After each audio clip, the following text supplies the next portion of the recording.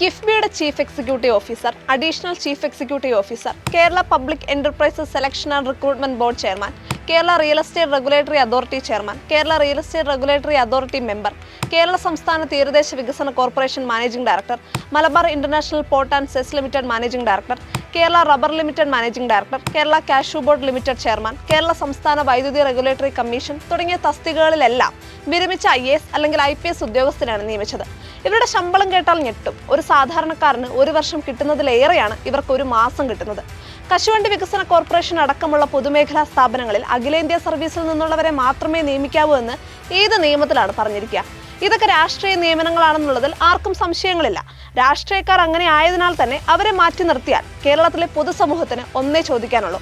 Rank ലിസ്റ്റിൽ ഉൾപ്പെട്ടവർ നിയമനത്തിനായി സെക്രട്ടേറിയറ്റിന് മുന്നിൽ പുല്ല് തിന്നുന്നതും സ്വന്തം നാട്ടിൽ ജോലിയും കൂലിയും ഇല്ലാതെ അന്യനാട്ടിൽ പോയി ശൗചാലയം വരെ കഴിയേണ്ടി വരുന്ന ഒരു ഗതികെട്ട തലമുറയെ നിങ്ങൾ കാണുന്നില്ലേ?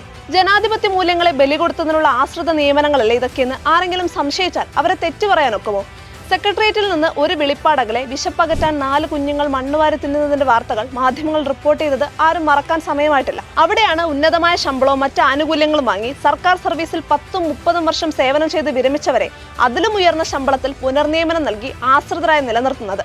മനസ്സുമടുത്ത തലമുറയാണ് നാടുവിടുന്നത്. അവരാകട്ടെ 17-നും 25-നും ഇടയിൽ പ്രായമുള്ള, ഇവിടെ ജീവിച്ച് ഇവിടെ വിവാഹം കഴിച്ച് ഇവിടെ അടുത്ത തലമുറയെ ജനിപ്പിച്ച് കേരളത്തിന്റെ സംസ്കാരവും പാരമ്പര്യങ്ങളും നിലനിർത്തേണ്ട യുവതലമുറയാണെന്നത് മറക്കാൻ പാടില്ല. വിരമിച്ചവരെ പെൻഷനും ഉയർന്ന ആനുകൂല്യങ്ങളും നൽകി തുടർ നിയമനം നടത്തി പ്രതിഷ്ഠിക്കുമ്പോൾ ഇവിടെ യുവതലമുറയുടെ അവസരങ്ങൾ നഷ്ടപ്പെടുകയാണ്. 2024 ജൂലൈ മാസത്തെ കണക്കനുസരിച്ച് ആകെ 5,45,413 സർക്കാർ ജീവനക്കാർ സർക്കാരിന്റെ വിവിധ വകുപ്പുകളിൽ ജോലി ചെയ്യുന്നു.